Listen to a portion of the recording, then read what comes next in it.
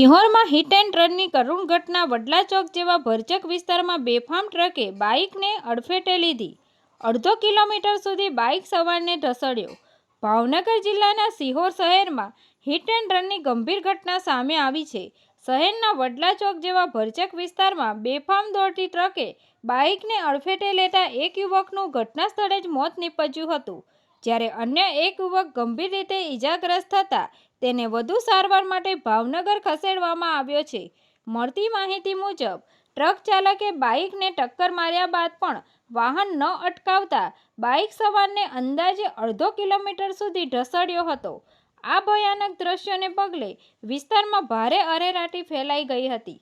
આ દુર્ઘટનામાં અતિક લિયાકતભાઈ ડેરૈયા, ઉંમર વર્ષ 18, નું ઘટના સ્થળે જ કરુણ મોત નીપજ્યું હતું, જ્યારે અન્ય એક યુવક ગંભીર રીતે ઈજાગ્રસ્ત થતા તેને તાત્કાલિક સારવાર માટે ભાવનગર ખાતે ખસેડવામાં આવ્યો હતો. ઘટનાની જાણ થતાં પોલીસ તાત્કાલિક સ્થળ પર પહોંચી હતી અને ટ્રક ચાલક વિરુદ્ધ ગુનો નોંધી આગળની કાર્યવાહી હાથ ધરી છે. સ્થાનિકોમાં આ બનાવને લઈને ભારે રોષ જોવા મળી રહ્યો છે. તંત્રી મહેબૂબ રફાઈ સાથે રિપોર્ટર અયુબ રાઠોડ, તપસ્વી ગુજરાત ન્યૂઝ, ભાવનગર.